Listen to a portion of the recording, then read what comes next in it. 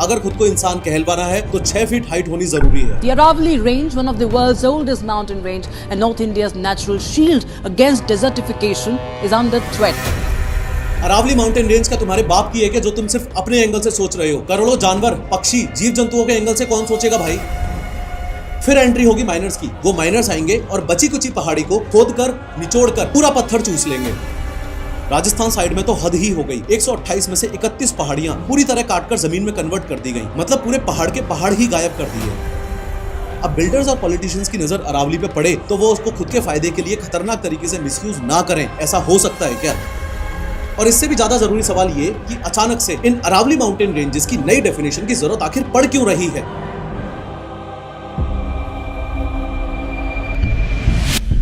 लेकिन हर बार की तरह शुरू से शुरू करते हैं। अगर कोई इंसान 6 फीट से लंबा नहीं है तो वो इंसान ही नहीं है। अगर खुद को इंसान कहलवाना है तो 6 फीट हाइट होनी जरूरी है। कैसी बेतुकी सी बात लग रही है ना ये सुनने में। पर अगर मैं आपसे कहूं कि इंडिया की ओल्डेस्ट माउंटेन रेंज, हिमालय से भी पुरानी माउंटेन रेंज यानी कि अरावली माउंटेन रेंज का कितना हिस्सा अरावली माना जाएगा और कितना हिस्सा माइनिंग माफियाज और लैंड माफियाज को सौंप दिया जाएगा, इसके लिए भी ऐसी बेतुकी सी डेफिनेशन दी गई है, तो आपको एक बार में विश्वास हो जाएगा क्या? भाई मुझे तो एक बार में विश्वास नहीं हुआ था कि कोर्ट ने इस प्रकार की डेफिनेशन एक्सेप्ट कर भी ली होगी। पर क्या है ये अरावली रेंज? और अगर माइनिंग माफियाओं और लैंड माफियाओं को सौंप भी देंगे तो क्या हो जाएगा? अरे भाई अगर बिल्डिंग्स बनानी है, डेवलपमेंट करना है तो रेत, मिट्टी, बजरी, कंकड़, पत्थर प्लस लेड, कॉपर, जिंक वगैरह, मकराना मार्बल्स वगैरह कहीं से तो लेना पड़ेगा ना। तो अरावली से ले लो, क्या फर्क पड़ता है? सिर्फ बड़ी बात नहीं, ये बहुत बड़ी बात है कि माइनिंग माफियाओं और लैंड माफियाओं का अगला शिकार अब अरावली रेंज बन गई है। देखो, अरावली रेंज एक एंशिएंट माउंटेन रेंज है जो इंडिया के नॉर्थ वेस्टर्न हिस्से में है। ये दुनिया की सबसे पुरानी पहाड़ियों में से एक है। इंडिया की ओल्डेस्ट माउंटेन रेंज है ये। और हिमालयस माउंटेन रेंज तो एज वाइज अभी बच्चे पहाड़ है इसके सामने। ये करोड़ों साल पहले बहुत ऊंचे थे, लेकिन वक्त के साथ बारिश और हवा ने इन्हें घिस घिस कर छोटा कर दिया है। ये रेंज मेनली इंडिया के 4 स्टेट से होकर गुजरती है। सबसे पहले गुजरात से शुरू होके, फिर राजस्थान में एंटर होके, फिर हरियाणा में एंटर होके और फिर दिल्ली में रायसीना हिल्स पर खत्म होती है। दिल्ली में राष्ट्रपति भवन और JNU यूनिवर्सिटी अरावली रेंज के एक्सटेंडेड हिस्सों पर ही बने हुए हैं। जयपुर के जयगढ़, आमेर, नाहरगढ़ फोर्ट और इंडिया का लार्जेस्ट फोर्ट यानी कि चित्तौड़गढ़ फोर्ट, ये सब भी अरावली हिल्स के हिस्सों पर ही बने हुए हैं। अगर आप कभी माउंट आबू घूमने गए हो तो गुरु शिखर नाम की हाईएस्ट जगह पर जरूर गए होंगे। ये गुरु शिखर ही अरावली की सबसे ऊंची चोटी है और इसकी हाइट करीबन 1722 मीटर है। गुजरात से दिल्ली तक ये रेंज करीब 692 किलोमीटर लंबी है। अब प्रॉब्लम समझो, प्रॉब्लम क्या है? प्रॉब्लम ये है कि सुप्रीम कोर्ट ने अरावली माउंटेन रेंजेस की एक नई डेफिनेशन एक्सेप्ट की है। इस नई डेफिनेशन के 2 पार्ट्स हैं, एक वर्टिकल पार्ट और एक हॉरिजॉन्टल पार्ट। वर्टिकल पार्ट वाली डेफिनेशन ये कहती है कि अगर कोई पहाड़ी अपने आसपास की जमीन से कम 100 मीटर ऊपर उठती है, यानी कि उसकी हाइट कम से कम 100 मीटर है, तभी उसे अरावली हिल माना जाएगा। मतलब अगर पहाड़ी 99 मीटर या उससे कम है तो सॉरी भाई, वो अरावली काउंट नहीं होगी। और अगर अरावली काउंट नहीं होगी तो फॉरेस्ट कंजर्वेशन एक्ट अप्लाई नहीं होगा। और अगर फॉरेस्ट एक्ट अप्लाई नहीं होगा तो प्रोटेक्शन खत्म हो जाएगी और बिल्डर्स और माइनिंग माफियाओं के लिए इन पहाड़ियों को काट के यूज करने का रास्ता खुल जाएगा। सिमिलरली हॉरिजॉन्टल पार्ट वाली डेफिनेशन ये कहती है कि अगर 2 या ज्यादा अरावली हिल्स एक दूसरे से 500 मीटर के अंदर अंदर हैं, तभी उन्हें साथ में अरावली रेंज माना जाएगा। अगर डिस्टेंस 500 मीटर से ज्यादा हो गया तो वो अलग अलग ट्रीट होंगे, एक रेंज नहीं। यानी कि फिर से प्रॉब्लम ये है कि ये नया रूल 90% छोटी पहाड़ियों को प्रोटेक्शन से बाहर कर देगा। और एनवायरमेंटलिस्ट कह रहे हैं कि माइनिंग के लिए रास्ता खुल जाएगा। अब दिक्कत यह है कि अरावली रेंज की सिर्फ 8.7% पहाड़ियां ही ऐसी हैं जो 100 मीटर से ऊंची हैं, बाकी सारी की सारी तो 100 मीटर से छोटी हैं। अगर नंबर वाइज बताऊं तो अरावली माउंटेन रेंजेस की 12,081 पहाड़ियों में से 11,033 पहाड़ियां तो ऐसी हैं जो 100 मीटर रूल क्वालिफाई ही नहीं कर पाएंगी। सिर्फ 1,048 पहाड़ियां ही ऐसी हैं जो इस रूल को क्वालिफाई कर पाएंगी, यानी कि अरावली माउंटेन रेंज की पहाड़ियां कहला पाएंगी। तो इसका मतलब ये हुआ कि 91.3% पहाड़ियों पे अब खतरा मंडरा रहा है। खतरा लैंड माफियाओं का, खतरा माइनिंग माफियाओं का, खतरा हजारों पेड़ काटे जाने का। क्योंकि आप खुद समझो ना, जो अरावली माउंटेन रेंज आज के दिन कुछ ऐसी दिखती है, इसमें से अगर मैं 90% से ज्यादा पहाड़ियां कटवा दूंगा तो वो अब ऐसी दिखेगी। और अगर अरावली हिल्स नई डेफिनेशन की वजह से ऐसी दिखी तो अपने देश में कुछ ऐसी मेजर दिक्कतें होंगी कि एक बड़ा इकोलॉजिकल डिजास्टर होने वाला है। सबसे पहली और सबसे बड़ी दिक्कत होगी थार डेजर्टिफिकेशन की। देखो, थार डेजर्ट, जिसे द ग्रेट इंडियन डेजर्ट कहते हैं, वो सिर्फ रेत का ढेर नहीं है। ये एक सूखा इलाका है जो राजस्थान के वेस्टर्न साइड जैसलमेर, बाड़मेर, बीकानेर से लेकर पाकिस्तान तक फैला हुआ है। मैप में देखो, लेफ्ट साइड पाकिस्तान है, बीच में थार है और राइट साइड में अरावली की दीवार है, जिसके पीछे दिल्ली, हरियाणा, उत्तर प्रदेश छुपके बैठे हुए हैं। अब समझने वाली बात यह है कि डेजर्ट एक जमीन नहीं है, एक हालात है, यानी एक कंडीशन है और ये अपनी जगह पे नहीं रहता, आगे बढ़ता है। थार में तेज वेस्टर्ली विंड्स चलते हैं जो लाखों टन बारीक रेत उड़ाती हैं। इन पार्टिकल्स के पैर नहीं होते, ये हवा के साथ उड़ते हैं और अगर कोई इन्हें रोके नहीं तो ये उपजाऊ जमीन पर कब्जा कर लेते हैं। जब उपजाऊ जमीन पर रेत की परत जम जाती है तो डेजर्ट बनने लगता है। इसके अलावा अलावा डेजर्ट अपने आसपास की हवा को भी सूखा बना देता है। गर्म हवा आसपास की हरी भरी जमीन की नमी चूस लेती है और वो भी सूख जाती है। इस पूरे प्रोसेस को ही डेजर्टिफिकेशन कहते हैं। और अगर अरावली रेंज की 90% पहाड़ियां काट दी तो तुम दिल्ली और उसके आसपास के इलाकों को डेजर्टिफिकेशन से नहीं बचा पाओगे। मतलब डेजर्ट कैंसर की तरह स्प्रेड होता है। अगर अरावली रेंज की 90% पहाड़ियां काट दी गई तो थार की रेत को रोकने वाला कोई नहीं होगा। वो सीधे गुरुग्राम, फरीदाबाद, दिल्ली, ईस्टर्न राजस्थान और उत्तर प्रदेश पर बरसेगी। तुम्हारे पार्क, खेत और गार्डन्स की मिट्टी पर रेत बिछना शुरू हो जाएगी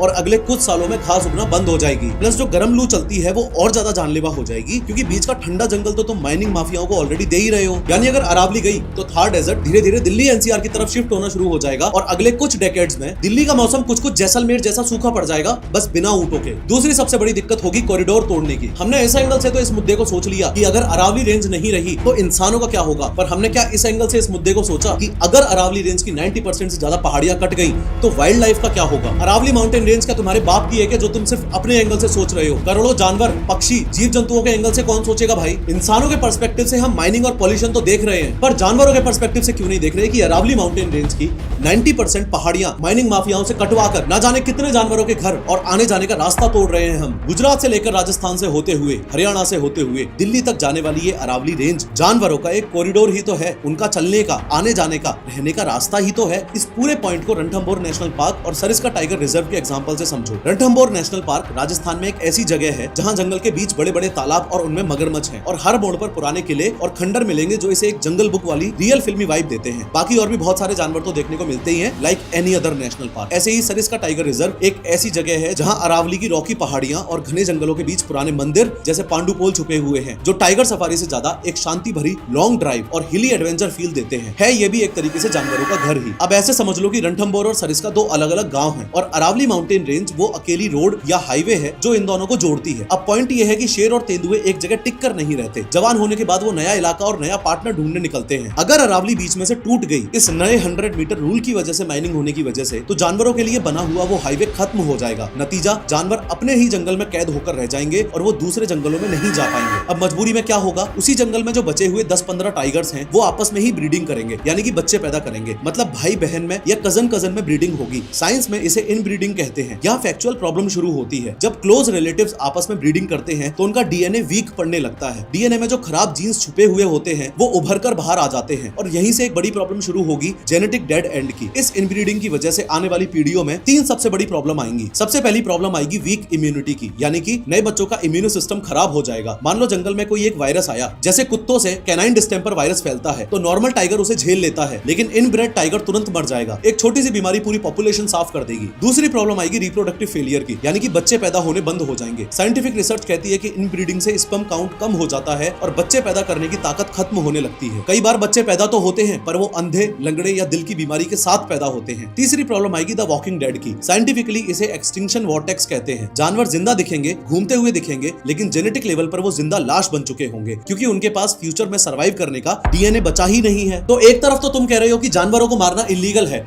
उन्हें भी जीने का हक है, और दूसरी तरफ उनका घर और उनके आने जाने का रास्ता तुम माइनिंग माफियाओं को सौंप रहे हो। अगर अरावली रेंज 90% काट दी तो तीसरी सबसे बड़ी दिक्कत होगी वाटर मैनेजमेंट की। देखो, इतना तो मैं मान के चल रहा हूं कि अगर तुमने ये वीडियो यहां तक देख ली है तो तुम लोगों को इतनी बेसिक बात तो समझ आ गई है कि ये नया 100 मीटर हाइट रूल असल में एक लाइसेंस है बर्बादी का। क्योंकि भले ही सुप्रीम कोर्ट ने फिलहाल अपने फैसले में ये भी बोला हो कि नए माइनिंग लाइसेंसेस ग्रांट नहीं किए जाएंगे जब तक एक प्लान अच्छे से तैयार नहीं हो जाता, लेकिन ओवरऑल लॉजिक ये लगाया गया है कि अगर कोई पहाड़ 100 मीटर से छोटा है तो वो अरावली माउंटेन रेंजेस में कैलकुलेट नहीं होगा। अब जैसे ही कोई पहाड़ अपनी हाइट की वजह से अरावली हिल्स से हटा तो सबसे पहले तो उस पे फॉरेस्ट लॉज लगना बंद हो गए और अब वो एक साधारण जमीन का टुकड़ा बनकर रह जाएगा। फिर एंट्री होगी माइनर्स की। वो माइनर्स आएंगे और बची कुची पहाड़ी को खोद कर, निचोड़ कर पूरा पत्थर चूस लेंगे, और अब जब पहाड़ गायब हो जाएगा, जमीन प्लेन हो जाएगी, तो वहां पर बिल्डर्स आएंगे और जो नेचुरल फॉरेस्ट था उसकी जगह पर एक कॉन्क्रीट सिटी खड़ी कर देंगे। मैं अज्यूम कर रहा हूं कि इतनी बात तो आपको समझ आ गई है। अब तीसरी प्रॉब्लम समझो कि ये वाटर क्राइसिस वाली प्रॉब्लम आखिर है क्या। देखो, अरावली रेंज और एक सिटी पानी के साथ बिल्कुल अलग बर्ताव करते हैं। अरावली बारिश के पानी को अपना दोस्त या मेहमान मानती है। ये एक स्पॉन्ज की तरह एक्ट करती है जिसकी जमीन में हजारों दरारें हैं। जैसे ही पानी गिरता है, अरावली उसे होल्ड करती है और धीरे धीरे जमीन के नीचे भेजती है। ये सीधा एक्यूफर्स यानी कि जो नेचुरल पानी के टैंक्स हैं उनको भरता है, जैसे ग्राउंड वाटर रिचार्ज होता है और सड़क पर पानी नहीं भरता। लेकिन अगर बिल्डर्स ने पहाड़ काटकर सिटी बना दी तो वो पानी को दुश्मन या कचरा मानेगी। सिटीज में मैक्सिमम कंक्रीट और सड़क होते हैं जो वाटर प्रूफ होते हैं। सिटी का पूरा डिजाइन ही पानी को जमीन से दूर भगाने के लिए होता है। पानी सील हो जाता है अंदर नहीं जा सकता, बस सड़क पर जमा हो जाता है और नालों में बह जाता है। इसका नतीजा ये होगा कि अरावली की 90% पहाड़ियां कटने से दो सिनेरियोज क्रिएट होंगे, पहला फ्लड और दूसरा ड्रॉट यानी कि सूखा पड़ना। इस बात को हल्के में लेना बहुत बड़ी बेवकूफी है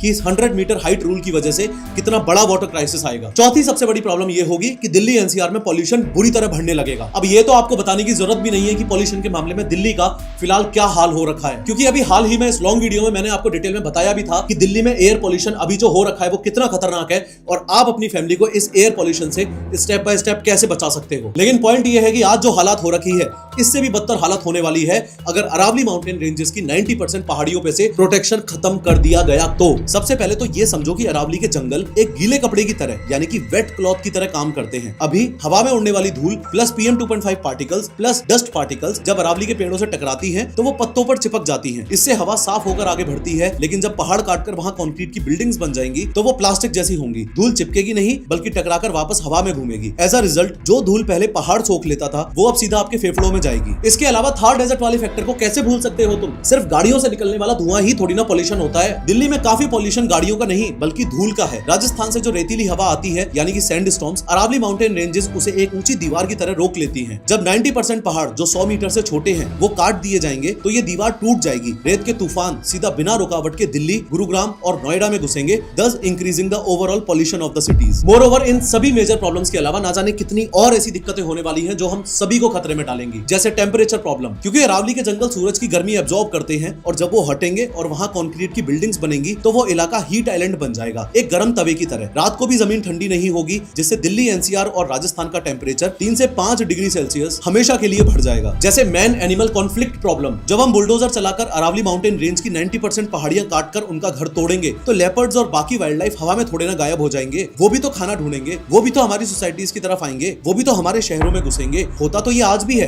पर थोड़े कम लेवल पे। ये कोई हादसा नहीं होगा बल्कि ये न्यू नॉर्मल बन जाएगा, जहां इंसान और जानवर रोज सड़क पर लड़ते हुए दिखेंगे। जैसे फूड चेन प्रॉब्लम, नेचर का एक सिस्टम है, छोटे को बड़ा खाता है। जब हम जंगल काटेंगे तो प्रेडेटर्स यानी लेपर्ड्स, ईगल्स और बाकी बहुत सारे जानवर जो शिकार करते हैं वो मरेंगे और रिजल्ट ये होगा कि पेस्ट जैसे चूहे, कीड़े एक्सेट्रा एक्सेट्रा कंट्रोल से बाहर हो जाएंगे। पूरी फूड चेन डिस्टर्ब हो जाएगी। खेती और शहरों में बीमारियां और गंदगी का ऐसा आउटब्रेक होगा जो संभाला ही नहीं जाएगा। जैसे irreversible biodiversity loss problem, Aravalli सिर्फ पहाड़ नहीं एक बायोलॉजिकल लाइब्रेरी है जहां over 400 plant species, 200 bird species, 100 butterfly species, 20 reptile species और वेरियस मैमल्स रहते हैं। 100 मीटर रूल आते ही ये लाइब्रेरी हमेशा के लिए जल जाएगी और कई ऐसी प्रजातियां खत्म हो जाएंगी जो दुनिया में और कहीं नहीं मिलती। जैसे एग्रीकल्चर फेलियर प्रॉब्लम, अरावली आसपास की हवा में नमी यानी कि मॉइस्चर बनाए रखती है जो फसलों के लिए जरूरी है। पहाड़ हटने से माइक्रो क्लाइमेट सूख जाएगा, खेत बंजर होने लगेंगे और अनाज सब्जी की पैदावार गिर जाएगी। इन शॉर्ट इसका सीधा असर आपकी थाली और महंगाई पर पड़ेगा। जैसे आखिरी और सबसे बड़ी प्रॉब्लम होगी कि we will reach a permanent ecological point of no return. देखो अरावली दुनिया के सबसे पुराने पहाड़ों में से एक है, हिमालय से भी पुराने। एक बिल्डिंग अगर टूट जाए तो दोबारा बन सकती है, लेकिन ये पहाड़ अगर एक बार काट दिए ना तो दुनिया की कोई भी टेक्नोलॉजी, कोई भी AI बना लेना, कुछ भी ये 250 करोड़ साल पुरानी माउंटेन रेंजेस को वापस खड़ा नहीं कर सकती। ये लॉस 100% परमानेंट है। पर सवाल ये है कि जब हम आम लोगों को ये सारे के सारे नुकसान साफ साफ दिख रहे हैं तो जो लोग अरावली काटने का फैसला ले रहे हैं क्या उनको ये नुकसान साफ साफ नहीं दिख रहे होंगे क्या? उनके पास तो एक्सपर्ट्स भी हैं, फॉरेस्ट सर्वे ऑफ इंडिया की रिपोर्ट्स भी हैं,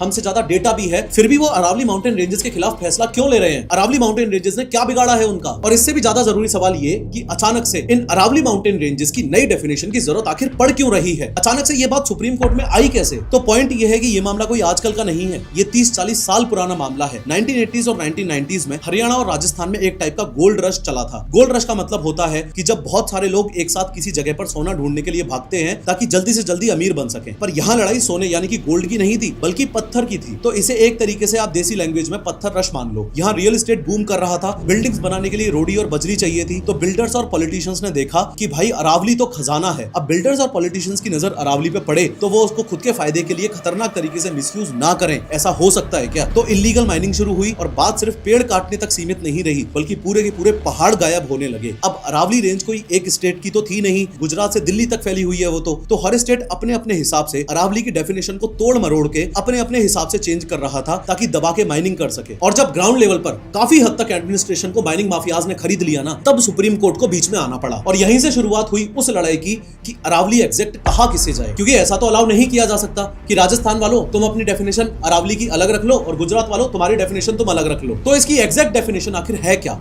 बात यहाँ पर आके अटक गई। तो उसके बाद ये डेफिनेशन की लड़ाई काफी लंबी चली। पिछले 20-25 सालों में कुछ कोर्ट केसेस भी हुए, काफी पहाड़ भी गायब हुए और अरावली माउंटेन रेंजेस इतने सालों तक लगातार न्यूज में बनी रही। जैसे 1990s के दौर में जब रियल एस्टेट और कंस्ट्रक्शन बूम के कारण हरियाणा और राजस्थान में पत्थर की डिमांड बढ़ी और इलीगल माइनिंग शुरू हुई, तो 1992 में गवर्नमेंट ने नोटिफिकेशन निकाला और अरावली रेंज को इकोलॉजिकली सेंसिटिव डिक्लेयर कर दिया। लेकिन सिर्फ डिक्लेयर कर देने से काम हो जाता है क्या? जमीन पर तो इलीगल माइनिंग फिर भी चल ही रही थी। फिर जब इलीगल माइनिंग चलती रही और एडमिनिस्ट्रेशन फेल हो गया, तब MC मेहता ने सुप्रीम कोर्ट में पिटीशन डाली कि अरावली को बचाया जाए। फिर साल 1996 में सुप्रीम कोर्ट ने पहली बार माइनिंग एक्टिविटीज पर स्ट्रिक्ट रिस्ट्रिक्शंस लगाए और 2 से 5 किलोमीटर का बफर जोन बनाया। पर कोर्ट के ऑर्डर के बावजूद भी इलीगल माइनिंग रात के अंधेरे में और पॉलिटिकल सपोर्ट के साथ चलती रही। फिर MC मेहता, जिन्हें ग्रीन एवेंजर ऑफ इंडिया भी कहा जाता है, उन्होंने प्रूव किया कि माइनिंग की वजह से जो गड्ढे हो रहे हैं, उन माइनिंग पिट्स की वजह से ग्राउंड वाटर जहरीला हो रहा है और सूख रहा है। फॉलोइंग दिस 2002 में सुप्रीम कोर्ट ने हरियाणा गवर्नमेंट को फटकार लगाई और माइनिंग पर तब तक टेम्परेरी बैन लगा दिया जब तक एनवायरमेंटल क्लियरेंस ना मिले। कोर्ट ने सेंट्रल एम्पावर्ड कमेटी भी बनाई ताकि जमीन पर सच्चाई चेक की जा सके। राजस्थान साइड में तो हद ही हो गई। 128 में से 31 पहाड़ियां पूरी तरह काटकर जमीन में कन्वर्ट कर दी गई, मतलब पूरे पहाड़ के पहाड़ ही गायब कर दिए। इस सब के बाद सुप्रीम कोर्ट ने हरियाणा के अरावली एरिया में माइनिंग पर कंप्लीट बैन ही लगा दिया। कोर्ट ने कहा, हम डेवलपमेंट के लिए लोगों की जिंदगी खतरे में नहीं डाल सकते। माइनिंग बंद हुई तो बिल्डर्स ने वहां फार्म हाउस और बिल्डिंग्स बनानी शुरू कर दी, जैसे कांत एन्क्लेव वाला फेमस केस जो हुआ था। लड़ाई इस बात पर आ गई कि क्या अरावली की जमीन फॉरेस्ट है भी या नहीं। फिर सुप्रीम कोर्ट ने ऑर्डर दिया कि अरावली फॉरेस्ट लैंड पर बने हुए कांत एन्क्लेव को तोड़ा जाए और फिर कॉलोनी के 50 से ज्यादा घर तोड़े गए। और कुछ इस तरीके से अरावली को लेके बिल्डर्स, पॉलिटिशियंस वगैरह हमेशा अपना फायदा देखते हुए कुछ ना कुछ ऐसा जुगाड़ करते रहे कि कैसे भी करके अरावली को अपने फायदे के लिए निचोड़ लें। लेकिन सुप्रीम कोर्ट बीच बीच में अरावली को बचाने के लिए समय समय पर अलग अलग फैसले सुनाता रहा। पर इस बार बात अलग है। इस बार अरावली माउंटेन रेंजेस के साथ में गेम थोड़ा सा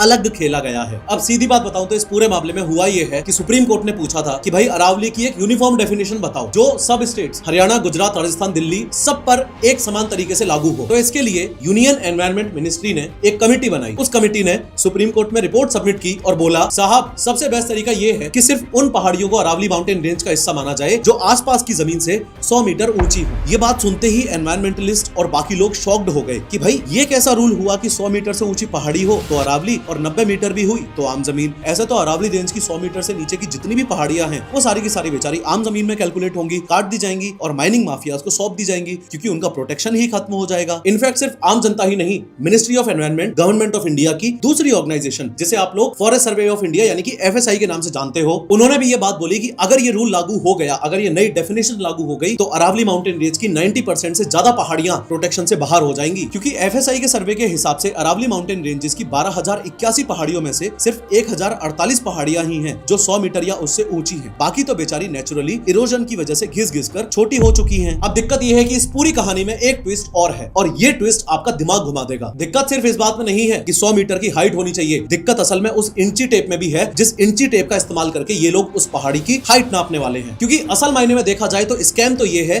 कि 100 मीटर नापा कहां से जाएगा। सच कहूं तो इस डेफिनेशन में ऐसा एक टेक्निकल ट्रैप छुपा के रखा हुआ है जो आपकी आंखों में धूल झोंक रहा है। और इस टेक्निकल ट्रैप को समझने का सबसे आसान तरीका है अपने इंडिया के अलग अलग रेलवे स्टेशंस पर लगा हुआ ये पथरीला येलो कलर का जो बोर्ड होता है वो। आपने अगर नोटिस किया हो तो इन बोर्ड्स पर रेलवे स्टेशन के नाम के अलावा नीचे हाइट और लिखी रहती है और हाइट लिखते वक्त लिखा जाता है XYZ मीटर की ऊंचाई फ्रॉम सी लेवल या फिर समुद्र तल से इतनी ऊंचाई। अब दिक्कत यह है कि सुप्रीम कोर्ट ने अरावली माउंटेन रेंजेस की जो न्यू डेफिनेशन एक्सेप्ट की है ना, उसमें स्पेसिफिकली हाइट को कैलकुलेट करने के बारे में ऐसा लिखा गया है कि सिर्फ उन्हीं हिल्स को अरावली माउंटेन रेंजेस में कैलकुलेट किया जाएगा जो आसपास की जमीन से 100 मीटर ऊंची होंगी। ट्रैप को समझो, सारा ट्रैप इस शब्द में छुपा हुआ है, आसपास की जमीन। अब आसपास की जमीन क्या, इसकी तो कोई डेफिनेशन है ही नहीं, क्योंकि जमीन एक जैसी थोड़ी ना होती है। कहीं पर ऊंचाई है जैसे जहां पहाड़ टीले वगैरह हो और कहीं पे नीचाई है जैसे जहां वैलीज हो। तो अरावली हिल्स की हाइट कैलकुलेट करते वक्त ये लोग आसपास की जमीन मानेंगे किसे? यही रीजन था कि इन जनरल दुनिया में साइंटिस्टों को एक ऐसा पॉइंट चाहिए था जहां से सारी हाइट एक समान हो। यानी कि साइंटिस्टों ने ये डिसाइड किया कि पूरी दुनिया के लिए एक कॉमन बेस होना चाहिए जो कभी ना चेंज हो, और वो कॉमन बेस क्या था? समंदर यानी कि सी लेवल। क्योंकि समंदर का पानी ग्रेविटी की वजह से पूरी दुनिया में लगभग एक ही लेवल पर रहता है, इसलिए पूरी दुनिया में MSL यानी कि मीन सी लेवल को 0 माना जाता है, चाहे आप अमेरिका में हो या इंडिया में। 100 मीटर की हाइट का मतलब है सी लेवल से 100 मीटर ऊपर। ये फिक्स्ड है, इसमें चीटिंग नहीं हो सकती। अब डेफिनेशन में 100 metre height from sea level ना लिख के 100 मीटर हाइट फ्रॉम आसपास की जमीन लिख के अरावली माउंटेन रेंजेस को खतरे में डाल दिया गया है। क्योंकि कमिटी ने बोला है कि हम हाइट सी लेवल से नहीं बल्कि पहाड़ के बेस यानी कि सराउंडिंग लैंड से नापेंगे। ये सुनने में तो नॉर्मल लग रहा है, पर असलियत ये है कि आसपास की जमीन की कोई स्पेसिफिक डेफिनेशन है ही नहीं। पहाड़ के आसपास की जमीन का मतलब क्या वो जमीन जो पहाड़ के बिल्कुल नीचे है, या वो रोड जो 1 किलोमीटर दूर है, या वो प्लेट्यू जो पहले से ही ऊंचा है। कोई स्टैंडर्ड ही डिफाइन नहीं किया है कि कहां से इंच टेप रखना शुरू करना है, जिसका जहां मन करेगा वहां से नाप देगा। और इसमें सबसे बड़ा खतरा यह भी है कि अरावली रेंज ऑलरेडी कई जगह पर प्लेट्यू यानी कि एक पथरीले इलाके के ऊपर ही स्थित है। इमेजिन करो, जमीन पहले से ही सी लेवल से 100 मीटर ऊंची है, जैसे एक टेबल, उस टेबल पर 80 मीटर की पहाड़ी है। तो अब सी लेवल से अगर कैलकुलेट किया जाए तो पहाड़ी की असली हाइट हुई 300 plus 80 is equal to 380 metre. लेकिन नया रूल बोले कि भाई नीचे की जमीन मत गिनो, सिर्फ टेबल के ऊपर की हाइट गिनो। तो उस हिसाब से उस पहाड़ी की हाइट आई सिर्फ 80 मीटर, और क्योंकि वो 100 मीटर से कम है तो वो अरावली माउंटेन रेंज का हिस्सा मानी ही नहीं जाएगी और तोड़ दी जाएगी। एक मेजर प्रॉब्लम हालांकि यहाँ पे ये भी है कि ये गलत तरीके से 100 मीटर हाइट नापने वाला रूल